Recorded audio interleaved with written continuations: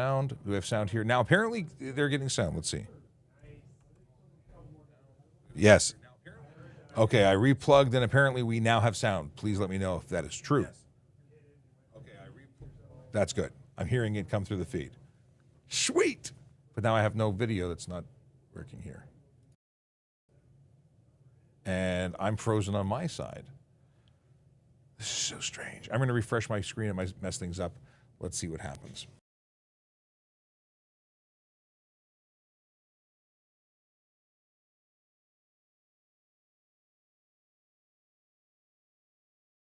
Okay. Maybe this is working now. Maybe it's not. Let's see if I got audio coming through. Do we break it again? Okay, we didn't break it. Don't know why we don't have...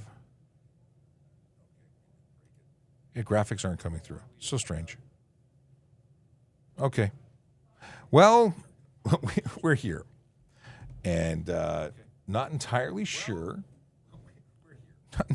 why we're not getting graphics on screen, but you know what? I'm not going to argue. We're just going to leave it be.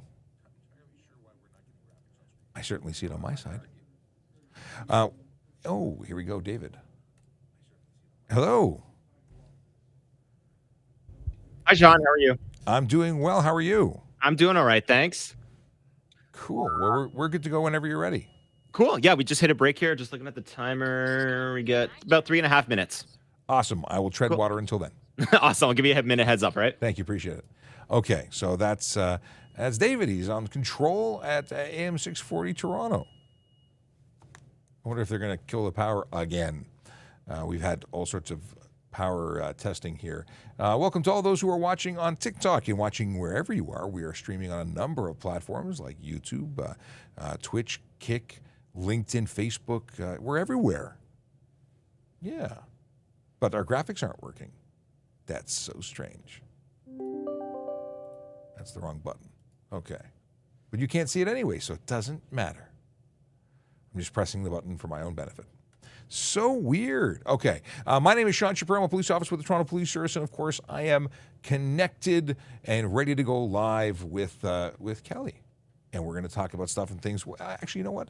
I'm going to have a quick look at my email here because I think I got an email. No, I know I got an email, but I haven't read the email. And, okay.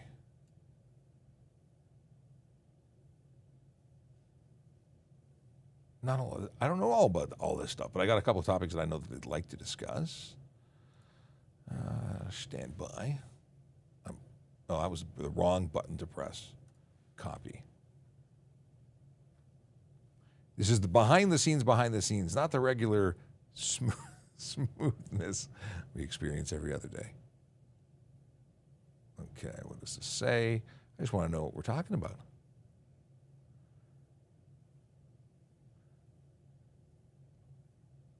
Oh, I see. Oh, my goodness. So this is there's a collision that occurred in Mississauga that I'd not heard about or seen any content about, but that's horrible. All right, at least I've seen the video now. They're testing doors. It's such a horrible sound that I hear. Can you hear that? The beeping is no good. Okay. Stand by as I do my little bit of... You may have horrible beeping. Aaron? Are they close by, Aaron? Aaron's wearing soundproof headphones. Aaron? Sorry. Could you ask them not to test for like 5 minutes or so in this area just because we can hear the loud thing? Okay.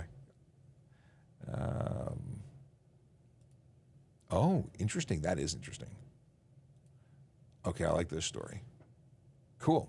This is, so just for those who are wondering, what am I looking at? Why am I ignoring you? I am just reading a couple of stories that were shared with me that we might be chatting about.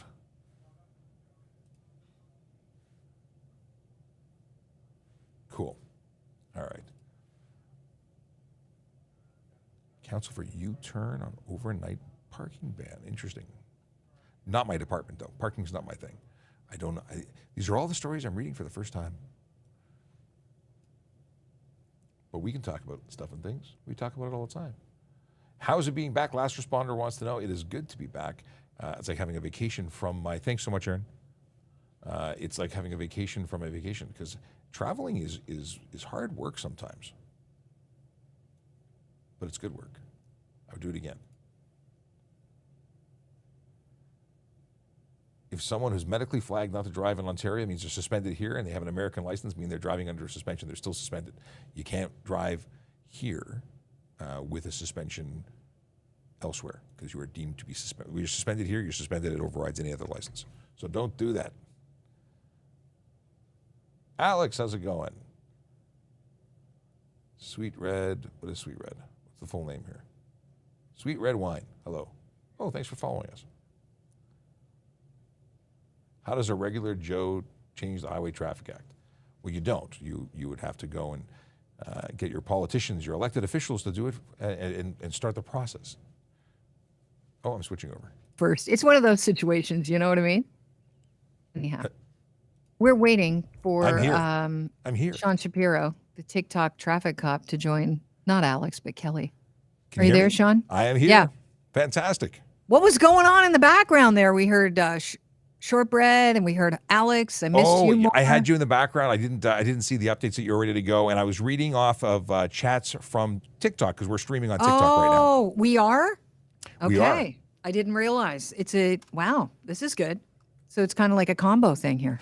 Yes. I'm scratching yours, you're scratching mine. Is that what's going on, Sean? Pretty much. All right, I like it. So what's cooking? You know what? I think it's funny that you said what's cooking, and now I've got to go to something really, really tragic. But let's go there. I'm going to pivot here, Sean. I don't know if you saw the tweet. Chris, I asked my producer Chris to forward it to you. There's a person dead and at least 8 others transported to the hospital following this 8-vehicle crash in Mississauga today. It was I don't know what's going on in the background there. That was that Sean? tweet. It started playing. Oh. Okay, so if you just turn the volume off, it's awful. Somebody in a school bus, I guess they have school bus cameras on dash cams, catches what looks like a Mississauga city bus just flying through the cars in the right lane and off the road. It looks like the foot didn't come off the gas. Could that be, I know I'm asking you to speculate here, but a medical emergency? Because it doesn't look like there was any response. Yeah, this is the first time seeing it, and thanks for sending it to me. It's horrible. Big bus traveling at speed, and we don't know from looking at that whether it was a medical emergency, which certainly could have been an option, and it could have been something entirely different. It could have been a technical or a malfunction with equipment, or it could have been intentional, and I wouldn't be able to speculate either way. Either way, it's horrific, and it really is a reminder that driving is a risky business. It's something that when you're out on the road, and even if you're stopped in your car, you've got to be aware of what's going on around you. Anything can happen at any time. Truly. I mean, and it really also speaks to the power of the vehicles that you're in. I think we've got this false sense of security that we are, because we're in it and it's so easy to drive now. Cars have never been easier to drive, and there's, so many things asking for our attention. That you can drive with one hand, that you just click a button to get the window down as opposed to having to crank a window down like back in the day, that a lot of things are done for you. It's actually making the act of driving, to me, a little bit less safe because we're easily distracted. There's a lot and things going can go on. off the rails. Yeah, there's a lot going on, and we as people are busier than ever. We have all this technology delivering messages to us, as opposed to being in your silo of meditation on your way home, where you're doing nothing but driving and focusing on the road. Now you've got all these pings and bings and podcasts and radio. There's a lot going on, but when you talk about the power of the vehicle, yeah, vehicles are big, heavy, and can do a lot of damage. But that looks like it was a lot of momentum involved, and it's very different than if that was at a standstill and just tried to press the gas. It would have been a very different outcome. But that was something traveling at speed, making contact, and unfortunately, tragedy.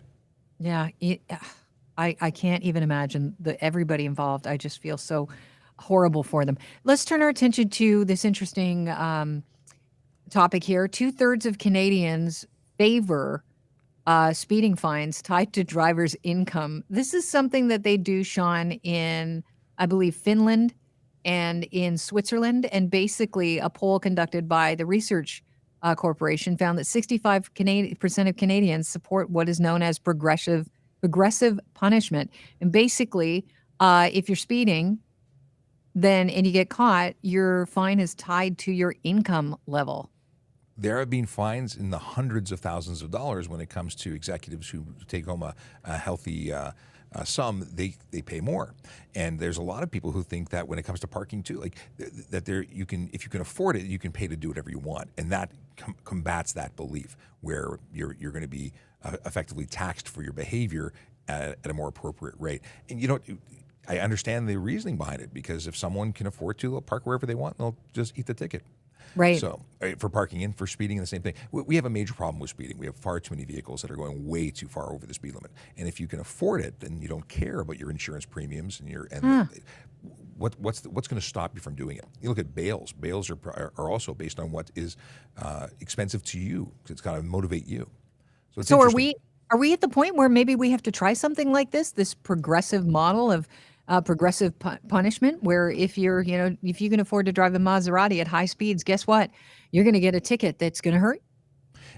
And that might be the motivation to get someone to change. You know, we get accused of being tax collectors as police, or people who issue tickets to try and motivate people not to do the thing that they're doing. And it's really that. But if the motivation of a $100 fine isn't going to stop you, then you need more motivation. Maybe this would work. I don't know. It'll be people way higher on the food chain than me to make that kind of decision. We were talking about parking tickets, and I'm reading here that counterfeit photocopies are becoming a problem. Toronto police are trying to crack down on accessible parking permit fraud. Oh, can you kind of walk us through why it's so easy to fake a parking permit for accessible parking, and what we can do about it? Well, listen, we can fake bills these days, right? The printers and technology to produce excellent copies has been around for a long time, and there are people who are unscrupulous and are willing to do what works for them to avoid a parking ticket, and on the flip side, put someone who really needs that accessible permit and the benefits that come with it to get through their day. It's disgusting that people misuse these, but you know, when you could just go to a doctor for a legitimate purpose and get one. It's very sad to see that people are misusing these, but it really, counterfeit is everywhere. How big of a problem is it? I don't know the specific numbers, frankly. I know that it's a concern. It's obviously making its way to the media. But there's been a problem, aside from counterfeiting, there's been people who have been going to their doctor and asking for permits for reasons, and they're not legitimate. Maybe they get issued too easily in some cases. So it's a misuse of these, regardless of whether or not people are using their permits or using somebody else's, or they're using, it's just a problem. And again, we have a lot of people who really need to have these accessible permits to function. I know that you're going to be kicking off this major campaign on motorcycle safety next week. We're going to take a pause here. I'm going to open up the phone lines. And when we come back, if you have a question for Sean Shapiro, the TikTok traffic cop, I'll throw out the numbers here: 1-888-225-TALK, 416-870-6400. You can also text us at that number, 416-870-6400. If you want to talk to Sean, then we'll do that after the break. And we'll also talk about motorcycle safety and the importance of it and what this campaign is going to look like. We'll do that in a sec on the Kelly Cutrara Show. Okay. We're on a break, apparently. I didn't see the 30-second countdown, so that's my bad when we were on earlier, or we were chatting earlier in the chat. Yeah, it's always great when things, little issues. Okay, what do we got here? We have, I'm looking for, I want to pull up some statistics. Give me one moment. This is what I'm looking for. Okay. Got it. I got it. So we are here with Kelly Cutrara. We're just on a commercial break. We'll be back in just a moment, and of course, they're not muted, so we'll hear them as soon as they show up. But what are we talking about? We're talking about stuff and things in relation to traffic safety, traffic law, and police stuff in general. And of course, we're live on the air on AM640 Toronto.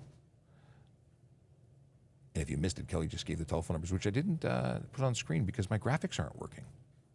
I even have a nice picture of Kelly that was going to put it on screen. It's not working. Okay.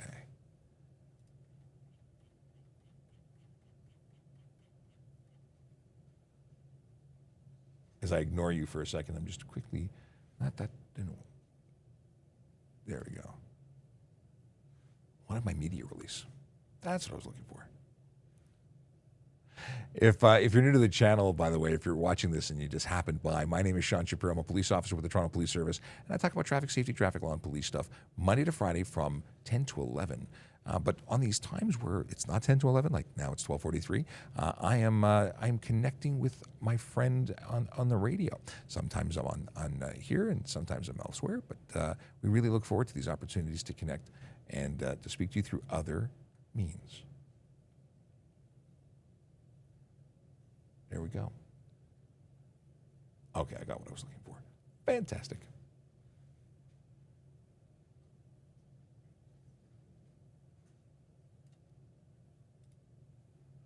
A little behind the scenes where I'm doing nothing but looking at the screen.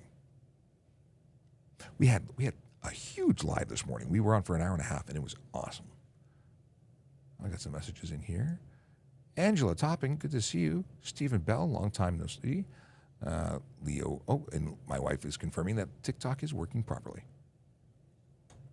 Apparently there are some good news with the fires. Angela says that they've calmed down. I guess where she is, they are better.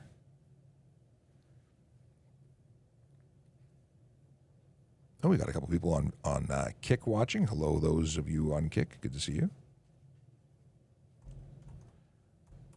Kick is a new platform.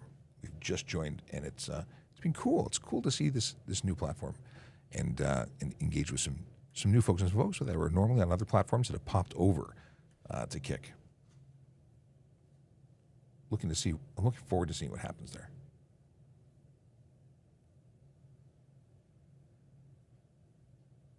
We got a minute, Sean. Awesome, thank you. Sorry about earlier, I missed that.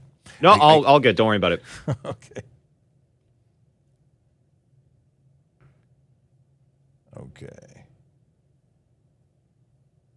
Can parking force give you a ticket if you're dropping off a rider from Uber at a no standing? Yeah, I think so. Aaron's the right one. Let me draw this down for a second.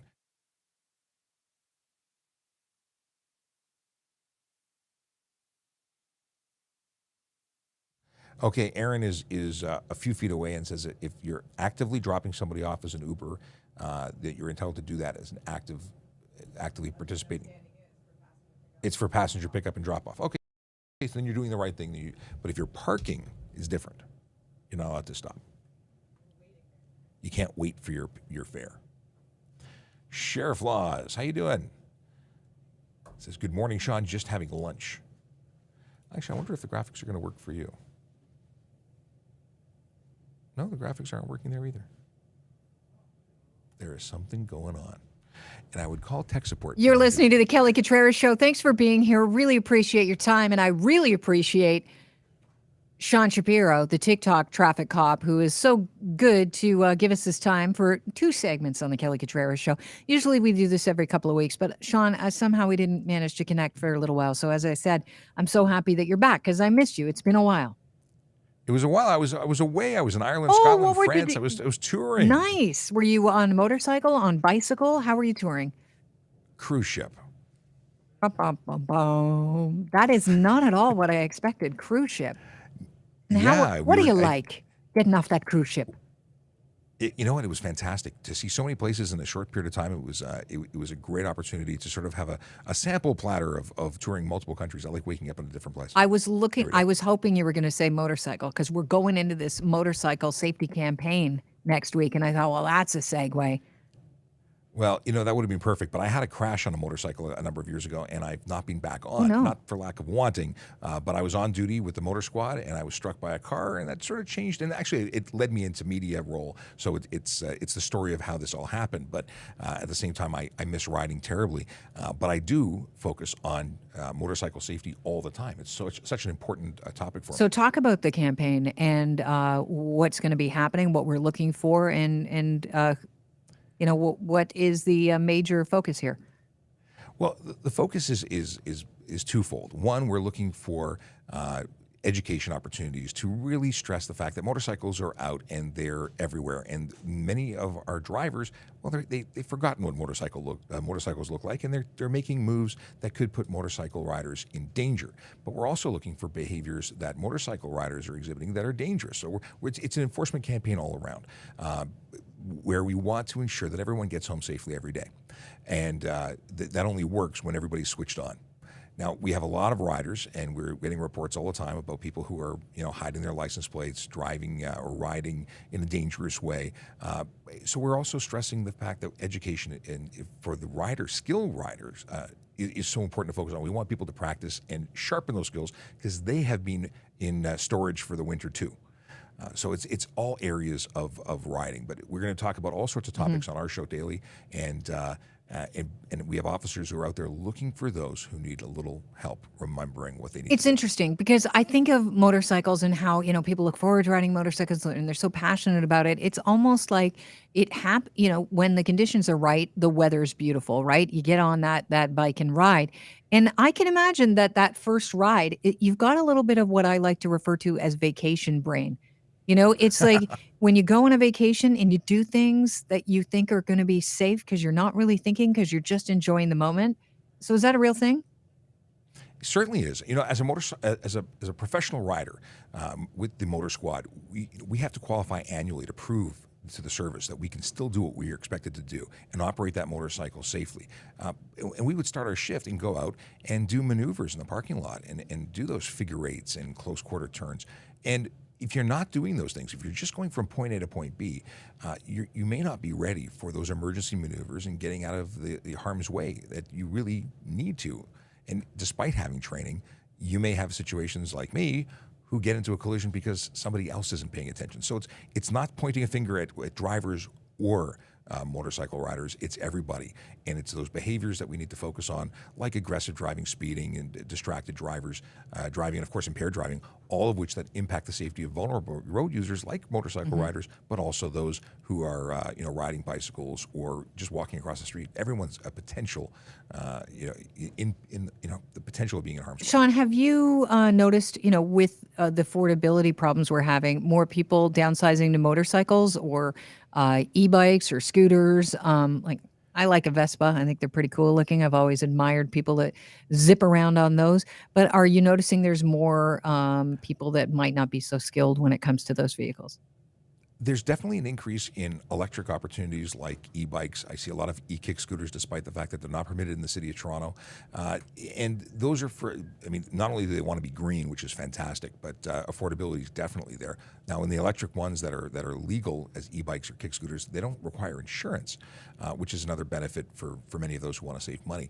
But there are risks involved, and many people are modifying those, making them illegal. And capable of going much, much faster. And that's a problem. From the motorcycle side, I don't know if we're seeing more motorcycles for cost saving, but we're seeing a lot of motorcycles for thrill seeking, and that's a problem. Yeah, tell me about it. And the lane splitting, that's a problem. A lot of people don't realize that in Ontario, you cannot lane split. And what lane splitting is riding a motorcycle between two marked lanes. So Los Angeles or California, you can do that legally, but it is something that we talk about, or that the local police say is dangerous. It's acknowledged as dangerous, but it's legal. Here, it's absolutely not legal. You can be charged for careless driving, you can be charged for stunt driving, or even dangerous, which is a criminal charge, depending on what police observe. And it's just a bad idea because I don't know if you've noticed any really bad drivers on the road. I see them every day.